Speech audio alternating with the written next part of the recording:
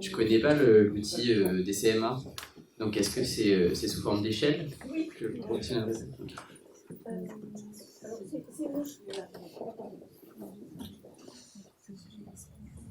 Oui, c'est une échelle qu'on trouve dans la littérature, qui est en particulier utilisée par l'équipe de Manchester, l'équipe de Jonathan Green, et qui est utilisée dans une des prises en charge du TSA qui s'appelle le Pacte.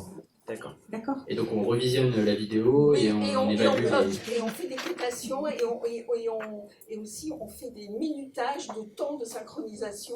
Enfin, c'est chronophage, hein, c'est un vrai boulot hein, de faire ça. L'intelligence artificielle, non pas encore. Si, on est. Oui, parce que je pense voilà, que c'est voilà. On est en train de.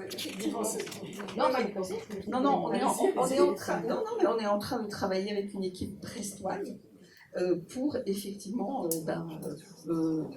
au travers des vidéos et puis au travers du travail de Aude Rambourg, il puisse y avoir une analyse en intelligence artificielle des temps de synchronisation. Ouais. C'était ma deuxième question. C'est pour vous.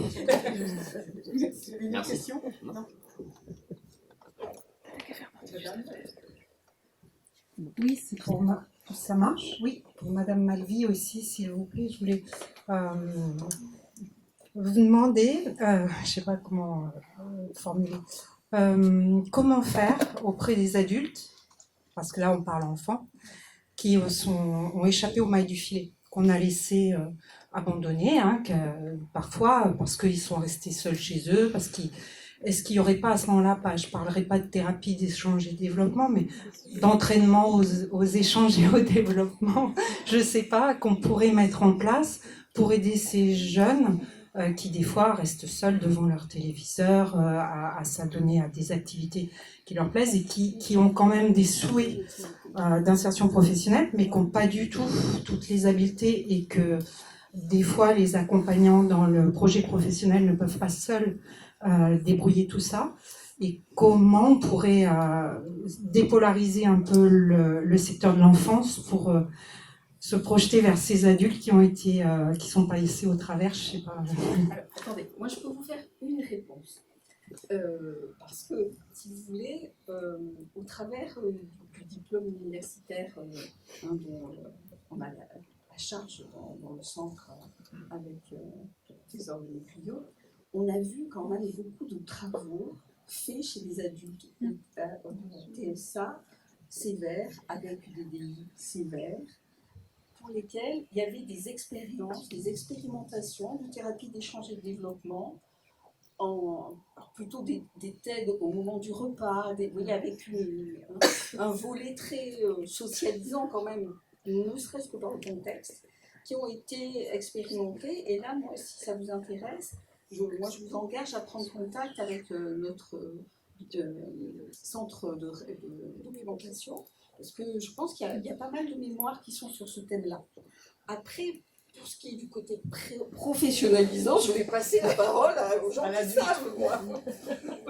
Alors, en effet, je pense que chez l'adulte, on est en train d'essayer de déployer beaucoup de moyens au niveau national. Je dis ça parce que je fais partie du groupe adulte au niveau national, donc je partage beaucoup avec mes collègues de différentes régions.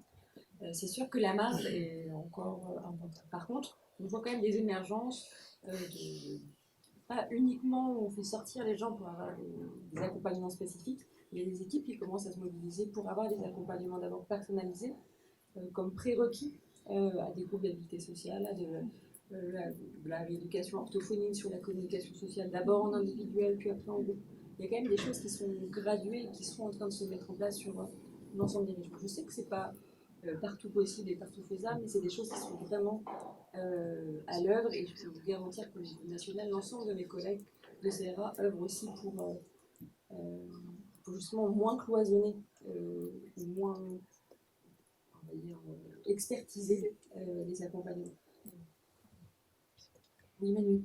Oui, il y avait peut-être d'autres. En fait, j'avais des petits commentaires effectivement par rapport à Joël, parce que je suis le psychiatre sur l'évaluation des adultes au CRA.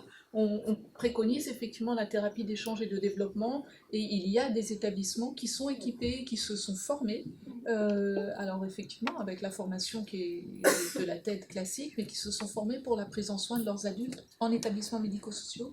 Souvent, comme tu le disais, plutôt des patients qui ont un trouble du développement intellectuel associé, mais voilà. Et puis, et là je rejoins Julie, pour les autres, entre guillemets, qui n'ont pas de trouble du développement intellectuel, on va plutôt vers des centres de réhabilitation psychosociale pour entraîner les habiletés sociales, alors de différentes façons. Soit la théorie de l'esprit, soit les aspects métacognitifs, soit effectivement plutôt des entraînements de cognition froide pour ensuite, ou dans des petits groupes pour qu'ensuite ils puissent généraliser ces acquis-là. Et voilà, je pense que ça commence franchement à bien se développer. Et un petit exemple, enfin, hier seulement, moi je sais que j'ai vu une maman qui me demandait comment communiquer avec son enfant, parce que c'était sa question en fait. Elle s'interrogeait sur son propre autisme à elle, mais comment communiquer avec son enfant. Et en fait, on en est arrivé à se dire, elle me dit, mais il a eu de la tête petit, comment je fais maintenant adulte? Et je lui ai dit, mais on peut continuer à provoquer des choix, à structurer l'environnement, structurer vos échanges, parce que ça, c'était très compliqué pour elle. Il n'y a pas de... Enfin voilà, ça peut continuer. Puis j'en profite parce que j'avais une question pour Julie. Sur le TP, comme notre collègue ce matin, pour les soins, en fait, on est rapidement frustré de ne pas faire de soins. On nous demande aujourd'hui de déployer le TP, et c'est vrai qu'en qualité de CRA, nous, on avait envie de se lancer et de faire le programme, de construire le programme, mais aussi, évidemment, de pouvoir le proposer. Alors là, j'entends que tu as plutôt fait la construction. Parce que comme on est censé ne pas avoir de mission d'accompagnement au CRA, moi j'ai déployé beaucoup de moyens sur, on va intervenir en visio avec l'ensemble des établissements médico-sociaux et sanitaires pour les aider à l'accompagnement. Donc je suis moins frustrée sur l'accompagnement parce qu'on est...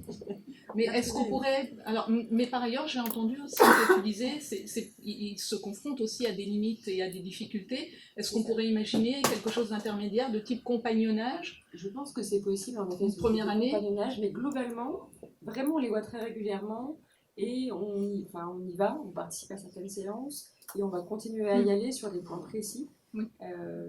Mais le fait de leur laisser un peu la main, c'était notre choix stratégique, parce qu'ils avaient envie et qu'ils sont déjà, ils essayaient avec les connaissances qu'ils avaient.